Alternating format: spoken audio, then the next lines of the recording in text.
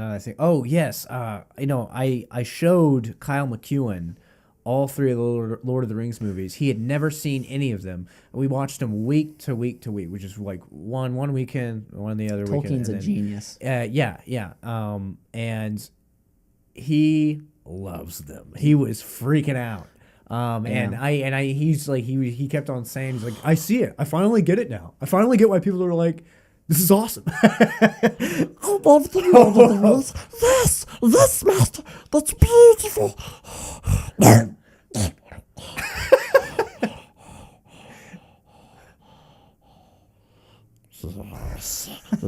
master. Yes. Smeagol loves the Lord of the Rings. Yes. Fat hobbitses. Always watching what we do. Bilbo Baggins! Do you take me for some conjurer of cheap tricks? That was horrible. Full of a took. God, they're great movies, man. Yeah. But no, I had not watched any of them in like 2 years or it's been a long time.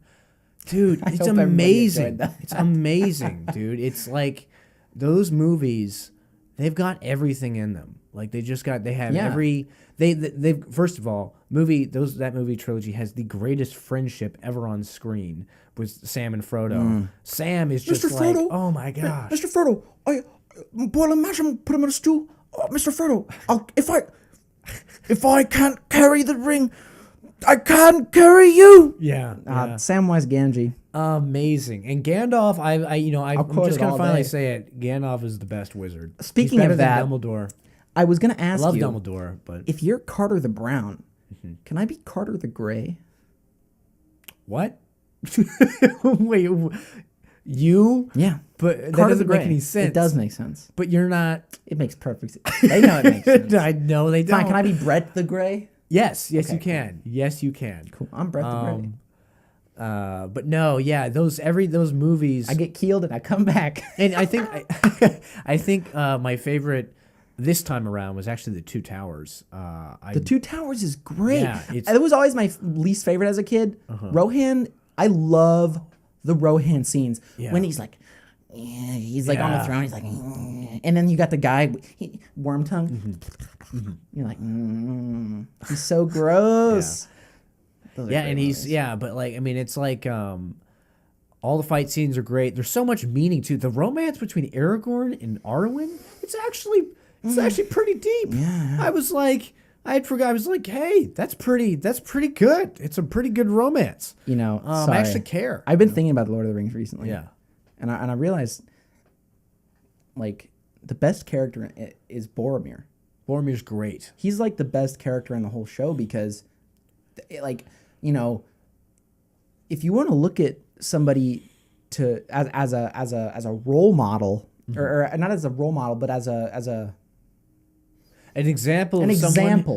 How to deal, because like, do you think you're Aragorn? You're not. No. You're Boromir. You think you're Gollum, right? You're not the hero.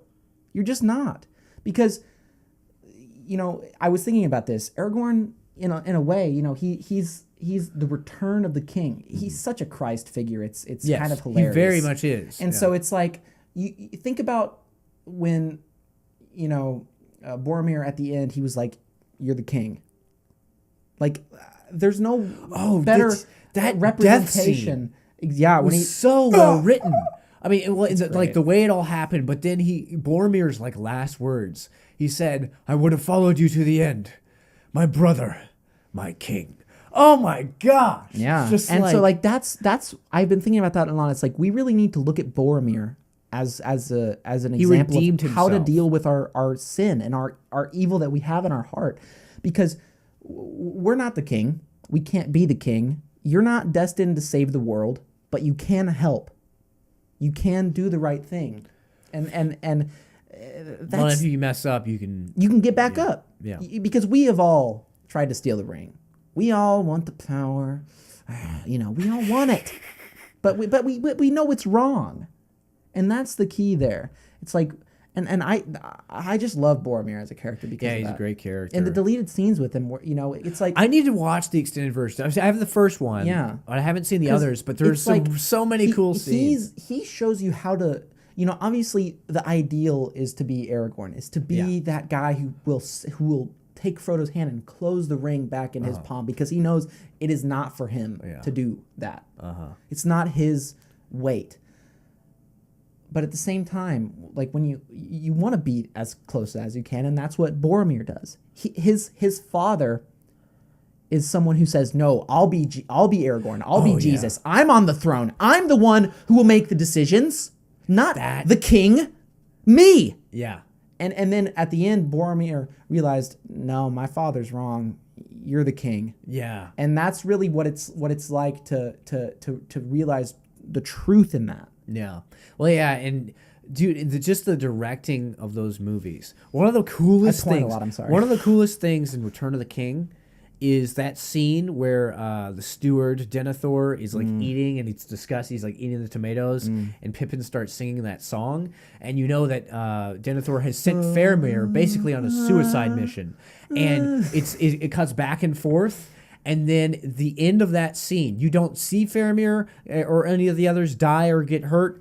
It ends with the orcs pulling back their bows and then letting them loose. Yeah. And you don't see it. It's just so good. And those movies also, like, it was like a perfect mix of CGI and practical effects. It really looks better than movies today. It does. Like, they don't make movies like that anymore. One of the coolest shots in the movie, it was Return of the King. It was whenever the Nazgul were flying around Faramir's troops as they're trying to return to Gondor, and they're on the dragons, and Gandalf is on a horse, and he puts his staff up, and it's like a behind shot, and the light, and it's just the camera follows him as his horse. I was just like, oh my gosh, the cinematography in those movies, it was just so moving.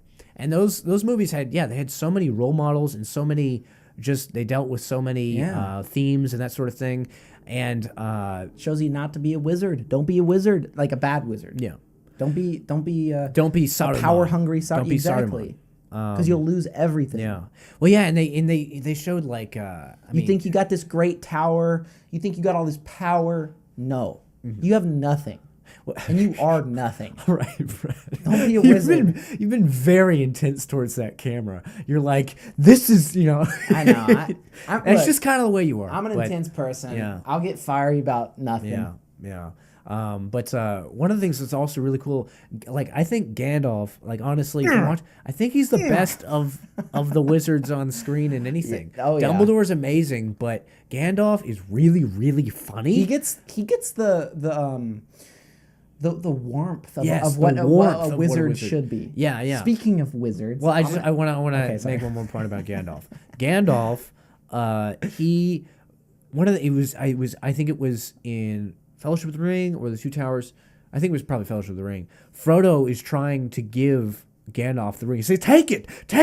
And Gandalf is like, no, if I take that, I will. Because Gandalf is wise enough to know that if he takes he's like, there's no way I would use it for good, but it would corrupt it was him. a great quote too. And there's so many great lines by Gandalf. I mean, just so many. There's a great line in Return of the King where Gandalf tells Pippin, he's afraid to die. Yeah. Gandalf talks about death and that sort of thing. And then in Fellowship of the Ring, there's that scene, and then it comes back in the movie where Frodo says, I wish that none of this had happened. I wish the ring had never come to me. And then Gandalf says, so do all who live to see such times, but that is not for them to decide. All you have to decide is what to do with the time that has been given to you. Yeah. And it's just like, oh, it's so great. I've only read the first. I've never read them. I need to read the other two. They are. I mean, the first book was so slow for me. And one of the things that's so great about Jackson's trilogy is he cut out all the stuff that you didn't really need, and he left all the stuff in. That I hear troll gossip in these woods. The Baggend Briary has fornicated with the Bragandines. What? Scandal. Where is that from? I'm making it up. That was the weirdest thing you said. quick joke, and then we'll get right back to Lord of the Rings. I might have done this with you, but I'm gonna do it for the audience because they're gonna love it. I'm gonna describe to those who are watching, anyways. I'm gonna describe a wizard, Uh-huh. and then I'm gonna freak you out. All right, they wear a robe, right? Wizards have robes. They often carry a scepter or a staff, right? Wizards carry these things, and they have pointy hats too, large, funny-looking pointy hats. Now look at the Pope. All right, and then last thing on the Pope, there's a hilarious video you should look up. Recently, he was like doing something, and people will come up and they'll like try to kiss his ring, but he kept pulling his hand back because he didn't want them to kiss the ring. And you're just like, what are you doing, Pope? They're trying to do what like the doctrine like. Yeah. And he responded. It's so funny because these people come up and they're like, and he's like, can't touch me, can't do it. It's like the ninja game where you're like, no.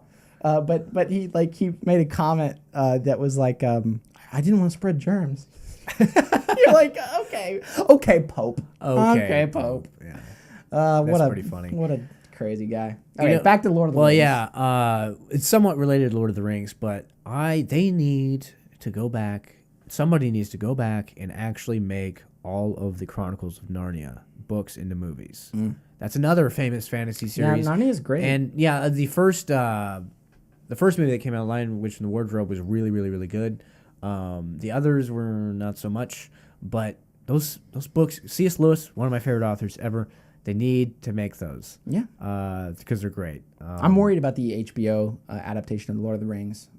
Are they making, or is it Amazon? I thought it was Amazon. I don't know. Whatever. It doesn't matter. I don't care, and I will not watch it. It's not going to be good. It's like, what? No, it's like, why can't you, these people don't make all these remakes. It's like the Lord of the Rings Dumbo, trilogy. Aladdin. The Lord of the Rings trilogy is...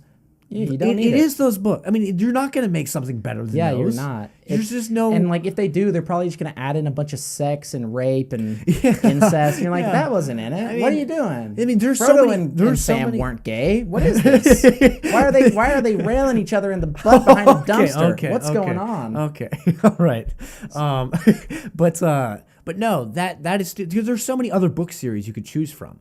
There's so many other like famous book series, fantasy book series. There are a bunch of... There's an author known as Brandon Sanderson, and there's another book series written by...